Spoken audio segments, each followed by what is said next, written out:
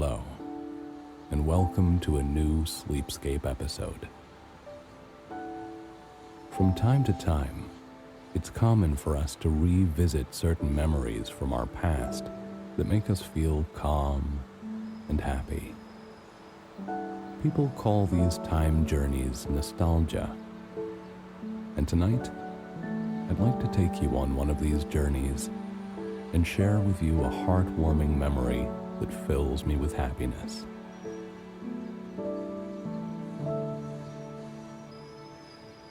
It's evening.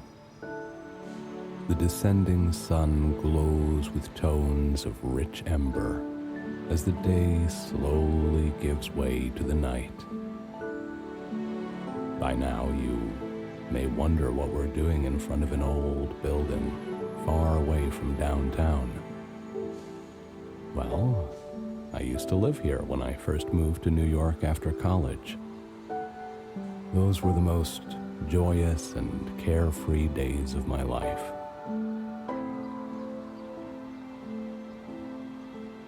When I think about this place, the first thing that always comes to my mind is the unique unevenness of the sidewalk around the building that I carefully explored over the years.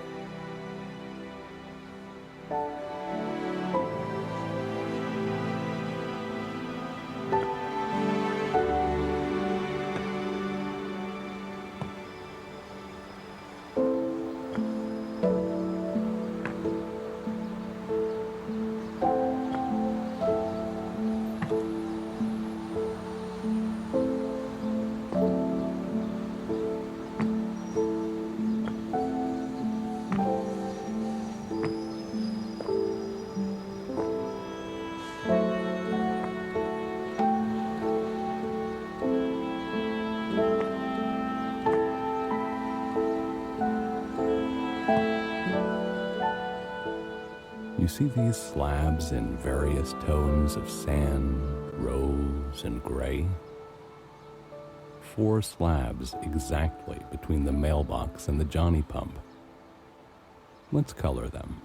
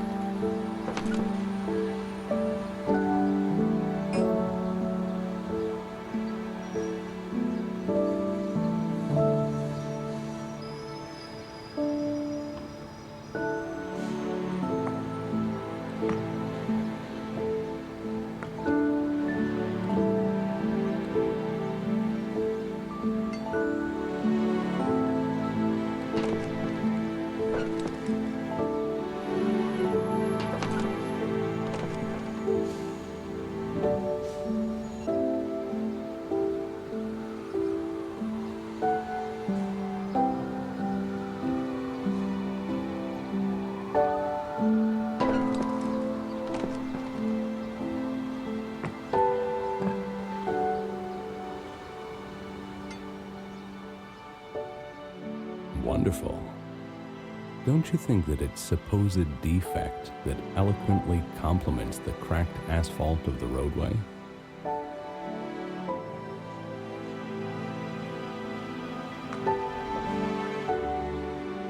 Oh, it certainly does.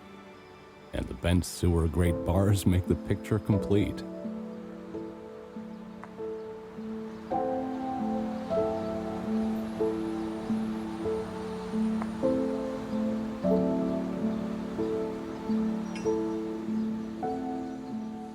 Occasionally, someone timidly puts a few cones on the roadway here and there, as if signaling about the upcoming works that have never actually begun.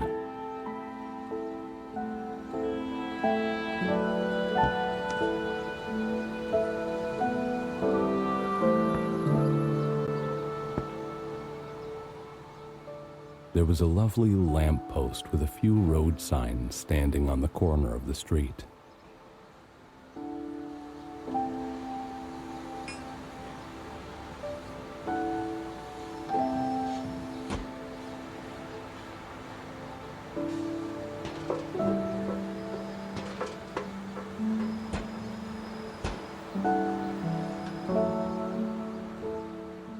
remember how this unique butter-colored light always entranced the fireflies from what it seemed the whole neighborhood. Let's turn on the rest of the lanterns.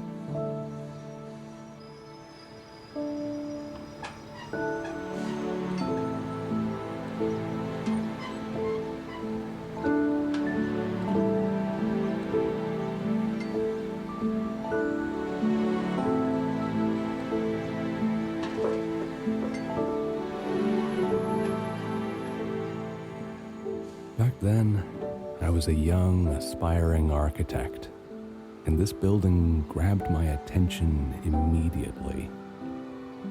It was the only building in the neighborhood that had coins.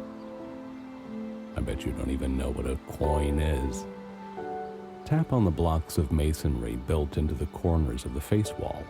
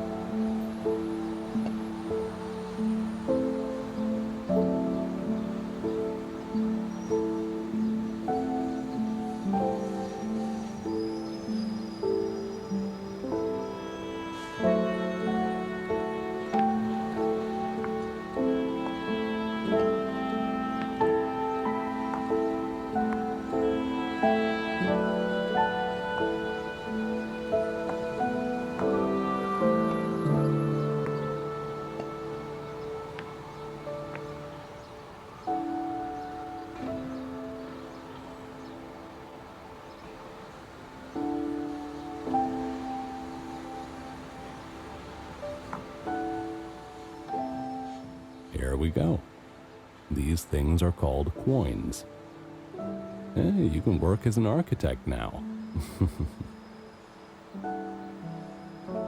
Now, another thing that caught my attention was the wooden cornice, which was so unusual for building in New York.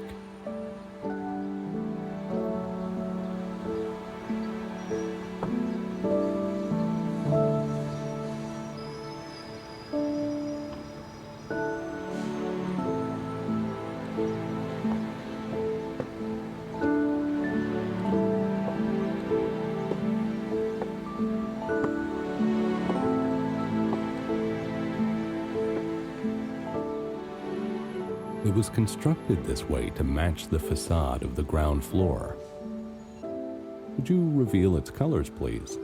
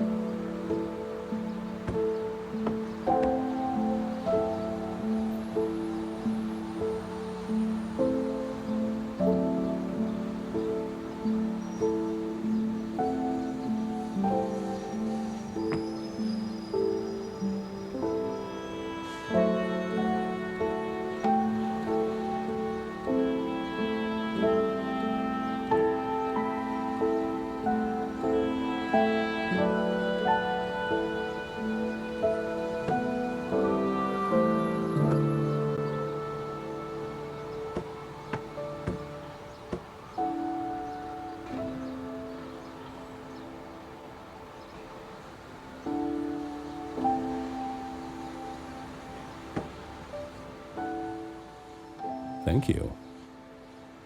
I'll always remember that mysterious emerald green. And if I'm not mistaken, even the garbage container was painted the same color. Let's check it.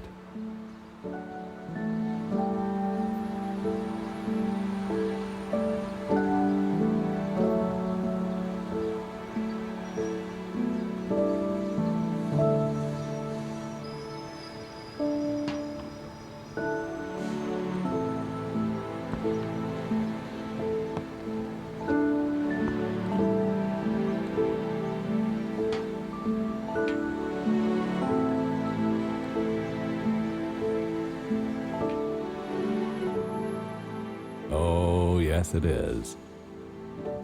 One day, Mr. Pizzorno decided to replace some of the exterior boards that had gone rotten.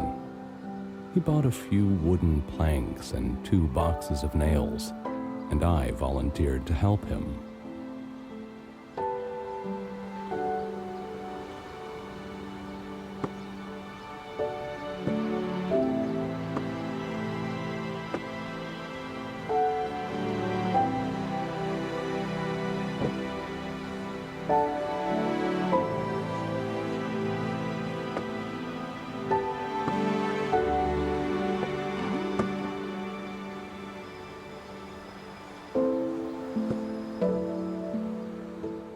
Oh my God, what an ordeal it was.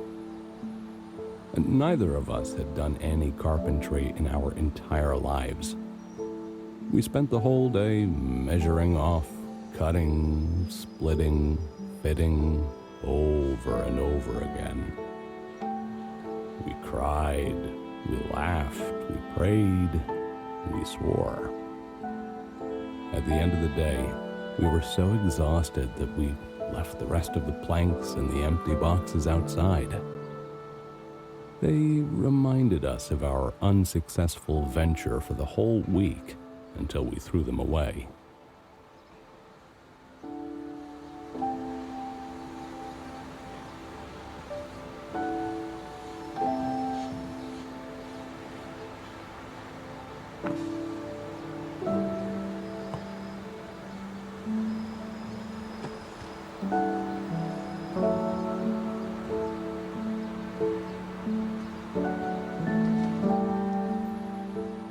Do you know what was the most striking thing about this building when I first saw it? Let's paint its walls, and you'll see it for yourself.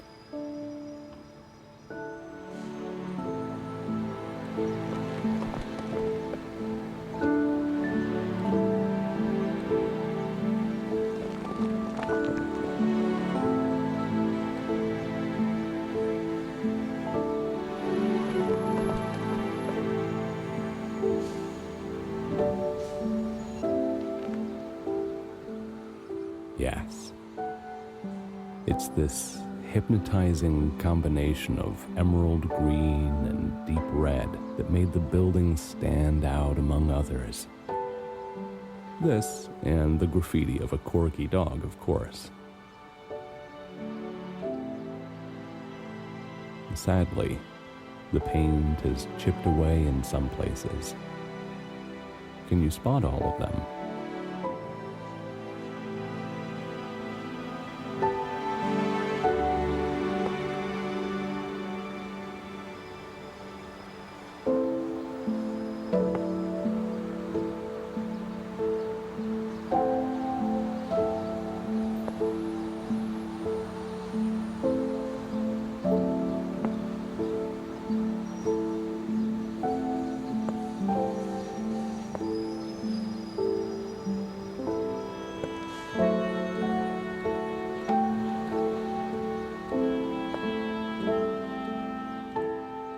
most buildings in Brooklyn, the walls of this one were covered with a patchwork blanket of leaflets. New leaflets seemed to appear every day, and it felt like you were scrolling a never-ending Facebook feed with new posts added regularly.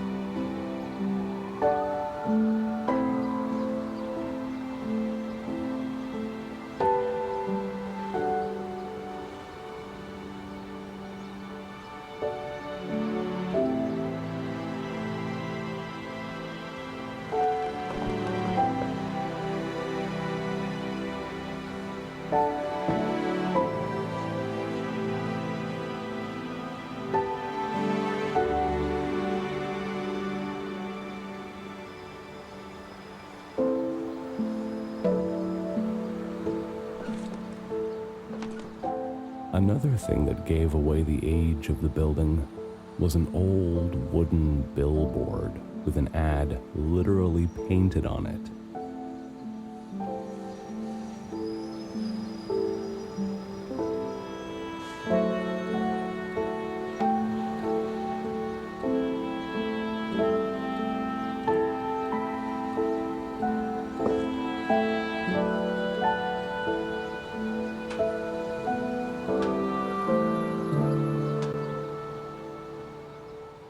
building roof was crowned with one of the most New Yorkish things, a water tower.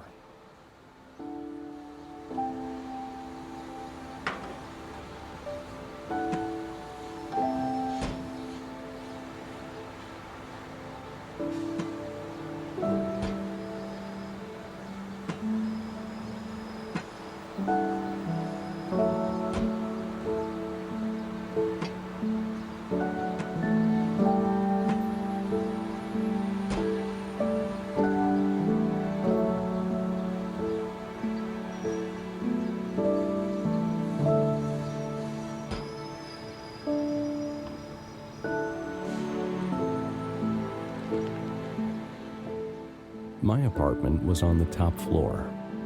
There was nothing Hiltonish about it, obviously. But it was the place where I always felt calm and safe. I felt like home. The only entrance was, don't laugh, through the fire ladder.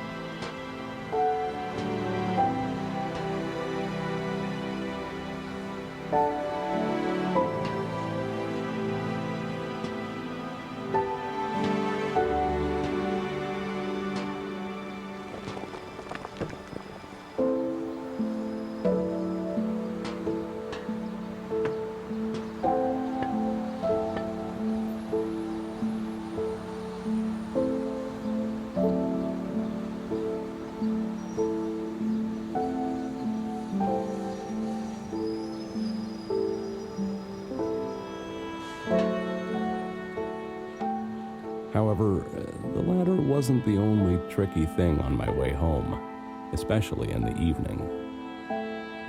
It was the bricks scattered around by the workers from the construction site nearby.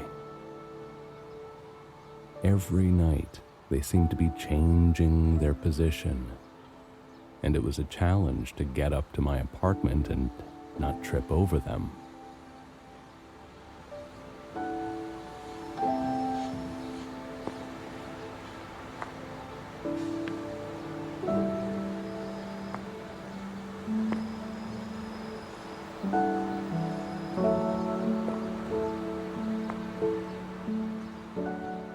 Underneath the ladder, there was a garbage bin.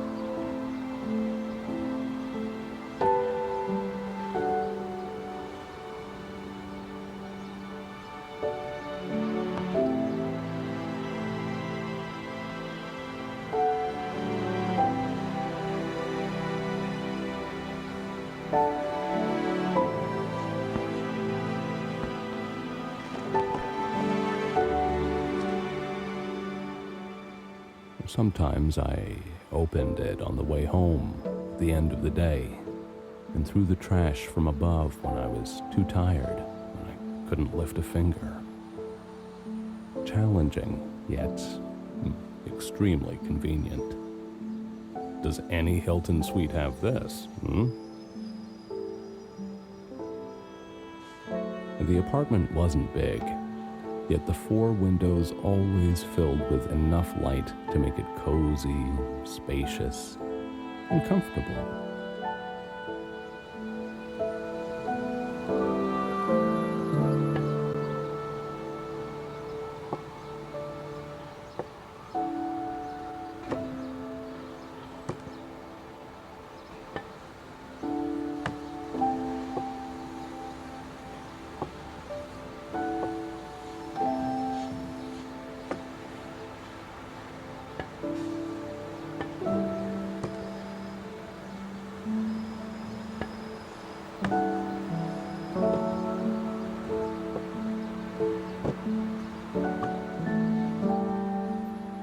Speaking of comfort, it also had aircon that technically never seemed to be working, unlike Mr. Pizzorno's.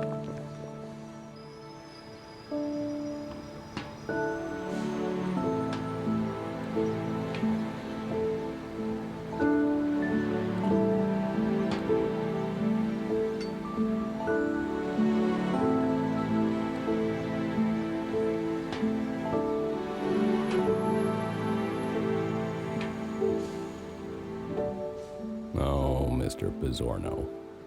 What a wonderful man he was. He ran a nice cafe on the ground floor, famous for its espresso and Italian pastry. I remember its window always half hidden by an old canopy.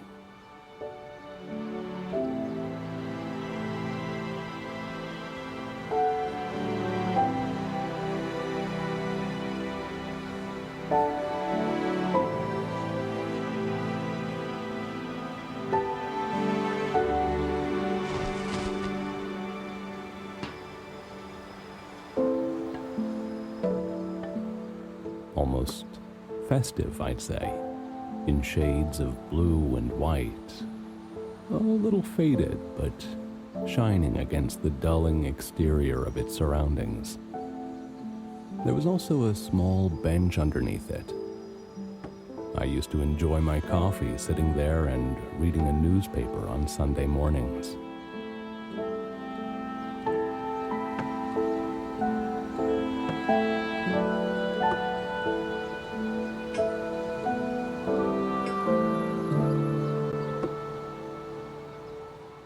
Sometimes I could spend the entire hour entranced by the ballet of the rustling leaves borne by the chilly wind.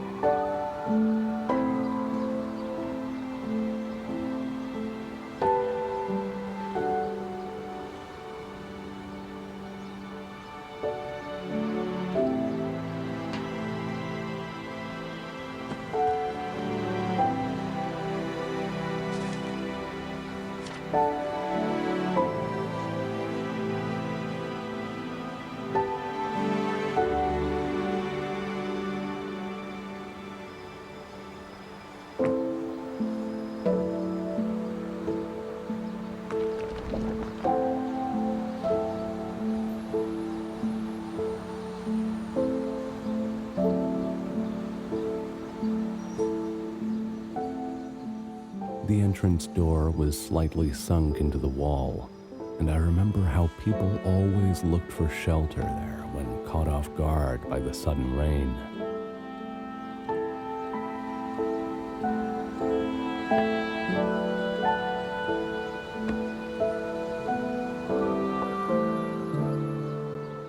There was a small wooden sign above it, so old and so small that you could barely see what was on it from the other side of the street.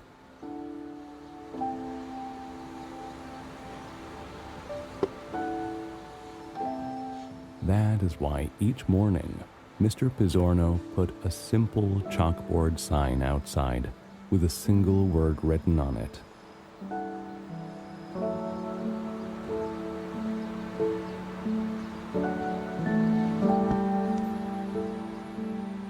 I always found it too laconic for the expressive Italian Mr. Pizzorno was.